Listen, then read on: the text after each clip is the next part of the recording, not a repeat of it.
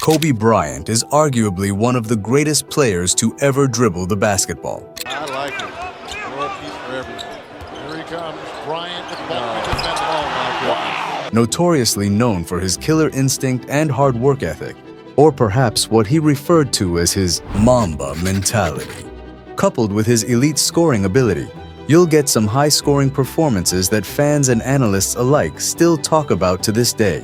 His final game where he scored 60 points, 61 points at MSG, and of course, 81, in which the majority of fans considered it as the greatest Kobe game of all time. Or was it? On December 20th, 2005, Kobe and the Lakers were to face off against the Dallas Mavericks led by Dirk Nowitzki, and heading into this game, Kobe would soon meet a familiar face. 15 of 18 to the stripe in 25 minutes of play. Brian Cook will sit down. This is Dallas's assistant coach, Dell Harris, and well, let's just say things didn't end nicely between the two. On the All the Smoke podcast, the Mamba shared his frustrations against his former head coach, claiming that his first 2-3 years were a nightmare. Bryant expressed how unfair Dell Harris was when it comes to his playing time, saying that, I felt like my coach, Dell Harris at the time, was trying to make sure he did not show favoritism to the young kid. And as a result, he swung completely the opposite direction and doing things that weren't really fair. And I mean, not playing. You know, so like my first 2-3 years were nightmares. People don't know that. The Lakers would eventually part ways with Dell Harris in the lockout season in 1998 to 1999, after a rough 6-6 start, which ultimately led to the Lake Show hiring Phil Jackson the following season. Then the rest is history.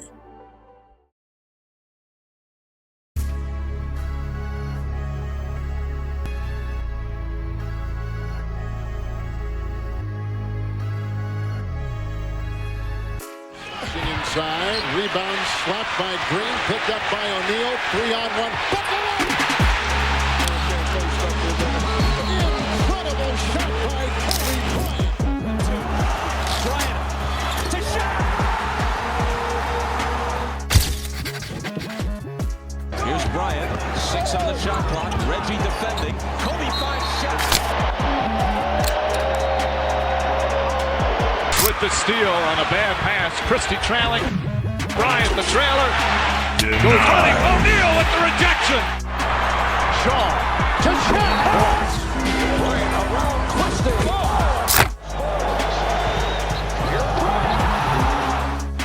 Kobe going to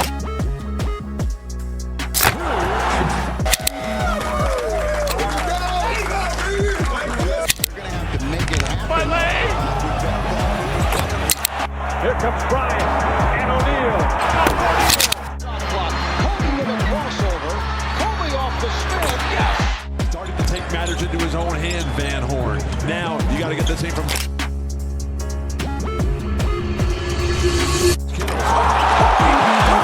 With the snap.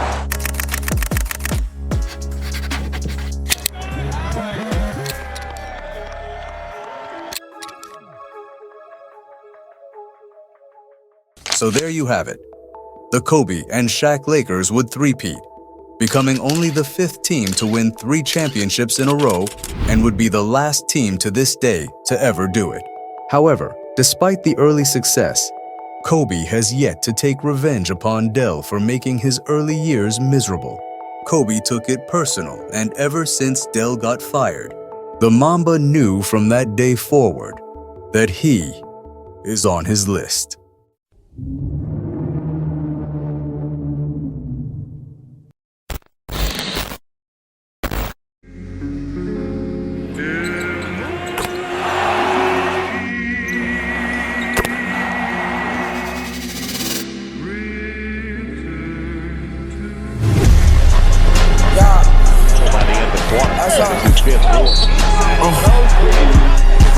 Off the reverse, he does.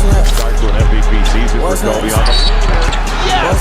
A new career best 85. Now Kobe for 3. I don't believe it. I take it back. He is good, but he has more than Dallas has. simply legendary. Kobe, at the end of the third quarter, scored 62 points on 18 of 31 shooting from the field, 4 out of 10 from 3, and missed only 3 shots at the charity stripe. Oh, and check this out. This is Kobe's box score in points. Prior to reaching 62, Kobe had already reached 32 points in the first half by pouring in 15 and 17 points, respectively. And in the third, if we use quick math here, yep, you've guessed it, a 30-point explosion in Staples Center.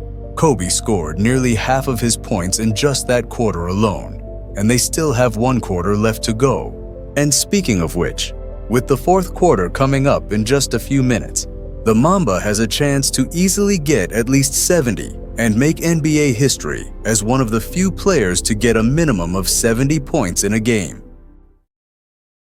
But he didn't. Instead, Kobe sat out the rest of the fourth quarter. The game was over. Kobe ended the night with a new career-high 62 points. However, at the time, it left us a lot of questions. Will we ever see anyone score 70-plus points again? Can a player of this era come close in reaching 100? If Kobe had played in the fourth, would he be sitting at the mountaintop next to Wilt? I guess we'll never know.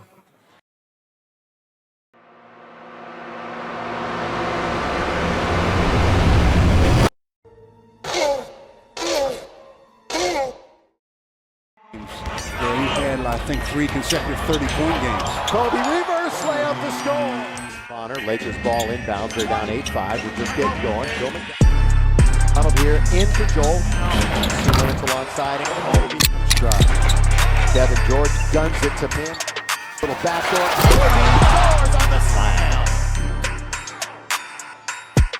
Double just about every night. Kobe is back in and out of moment too soon, and he immediately hits a 3. Did I do it? Yeah. Is it my fault?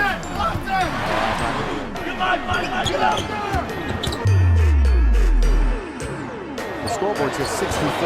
We have it at 60-47. Now the Lakers are playing deep. Well, I talked about the first 5 minutes where the Lakers are not. They've fallen behind even further. Kobe baseline, got it again. 22 on the night.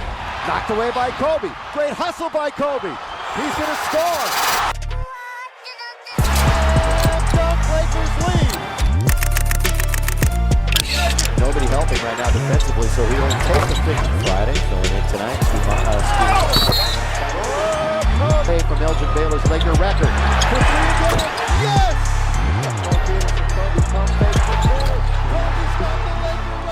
For 20 from the line and an 81-point game. That performance was phenomenal.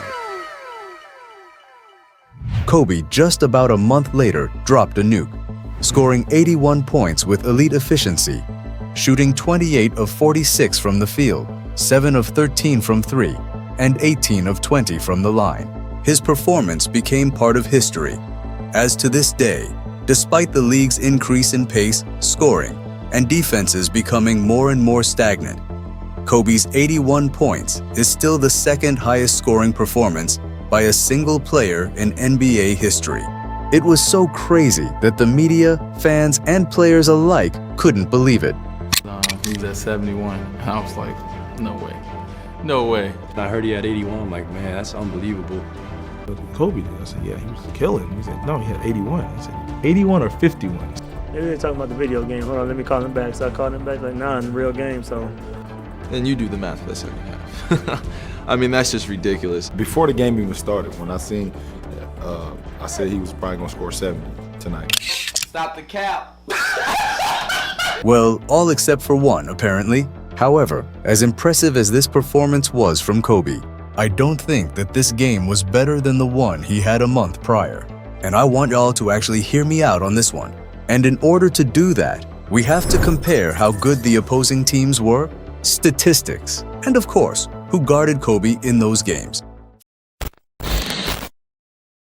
First, we got the Mavericks led by Dirk Nowitzki, and although Kobe blew them out in just the third quarter, which in all fairness doesn't make them look good, defensively at least. Regardless, if we take a look here, This Mavericks team won a then-franchise record of 60 games. They had the #1 offense in the league, 11th in defense, 3rd in net rating, and this is the same team that would go to the finals and were 2 wins away from the title. This team was far from terrible.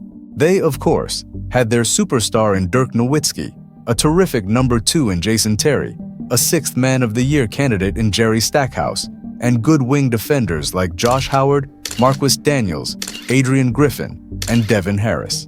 Yet, despite all the talent and great defenders they had on that team, the Mamba's venom was just too lethal for them to handle. Moving on to our second team to discuss, we got the Toronto Raptors, in which if we take a look at their roster, the team isn't as deep as it was in comparison to the Mavericks, but looks pretty solid on paper. They got their lone all-star in Chris Bosh, Morris Peterson, a former NBA champion in Mike James, who actually had a breakout year, averaging 20 points, becoming the second option for the team. The runner-up for Rookie of the Year in Charlie Villanueva, Chris Paul won it that year if y'all are curious. You even had Matt Bonner in here and a shooter in Jose Calderon. And of course, our guy, Jalen Rose. So on paper, just by looking at the team itself, they don't look that bad, till you've noticed that they had a 27-55 record. They were the 12th seed in the East and the 26th worst team in the league. And though they had the 4th most points and 5th in offensive rating, their defense, or lack thereof, wasn't enough to compensate for it, as they were the 2nd worst team on defense that season. But even so, 81 is still 81. And there's not a player alive who can say they've put up higher numbers, since no player up until this point had reached that high level of scoring, regardless of the fact that offense is being favored in today's game. However, if we take into account the fact that Kobe was putting up 2K numbers against some of the best teams in the league filled with great defenders and a superstar who is part of the top 10 scorers in NBA history, but managed to not even put up half the points Kobe had on them, all while outscoring their team in 75% of the game, from my standpoint, that's even more impressive. And as a result, the Mavericks game gets a point.